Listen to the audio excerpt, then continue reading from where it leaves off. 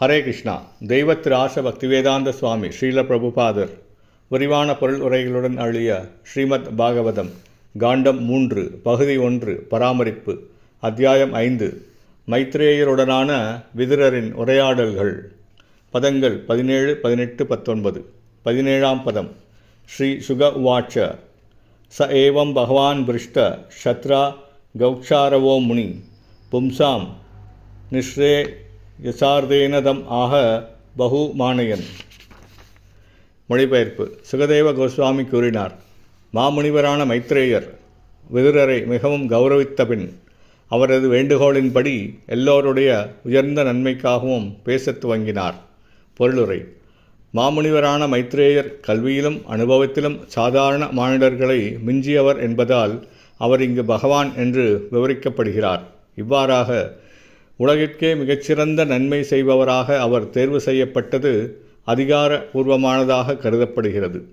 மனித வர்க்கத்திற்கு அனைத்தையும் உள்ளடக்கிய பொதுநலத் தொண்டாக இருப்பது பகவானின் பக்தி தொண்டாகும். விதுரரின் வேண்டுகோளின்படி முனிவரும் அதைத்தான் விவரித்தார். 18ஆம் பதம்.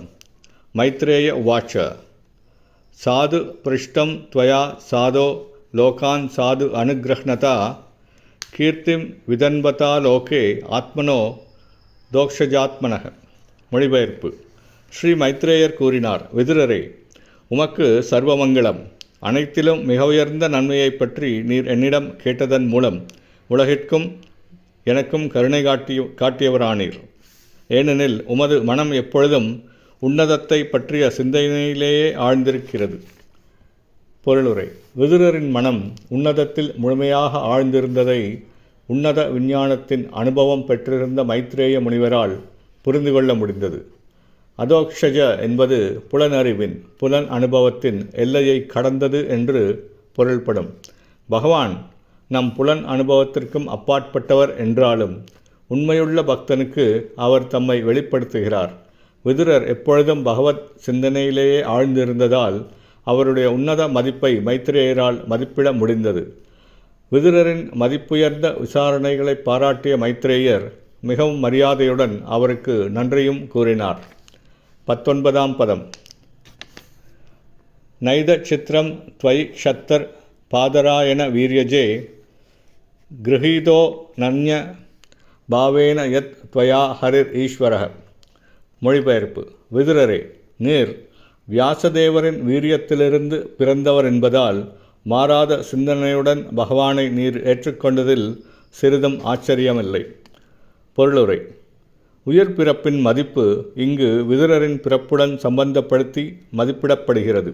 ஒரு தந்தை தாயின் கர்ப்பத்திற்குள் விந்தை பாய்ச்சுவதிலிருந்தே மனித பண்பாடு ஆரம்பமாகிறது. ஒரு ஜீவராசி அவனது செயலின் தரத்திற்கேற்ப ஒரு குறிப்பிட்ட தந்தையின் விந்திற்குள் வைக்கப்படுகிறான். விதுரர் ஒரு சாதாரண ஜீவராசி அல்ல என்பதால் வியாசரின் விந்திலிருந்து பிறக்கும் வாய்ப்பு அவருக்கு அளிக்கப்பட்டது.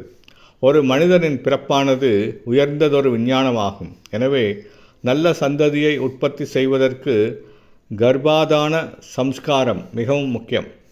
ஜனத்தொகையின் அதிகரிப்பில் பிரச்சனை இல்லை. விதுரர், வியாசர் மற்றும் மைத்ரேயருக்கு இணையான நல்ல ஜனத்தொகையை உற்பத்தி செய்வதில் பிரச்சனை உள்ளது.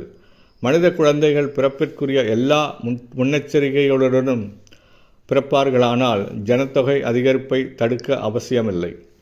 பெயரளவேயான குடும்ப கட்டுப்பாடு கெட்டது என்பதுடன் அது பயனற்றதும் ஆகும். ஹரே கிருஷ்ணா.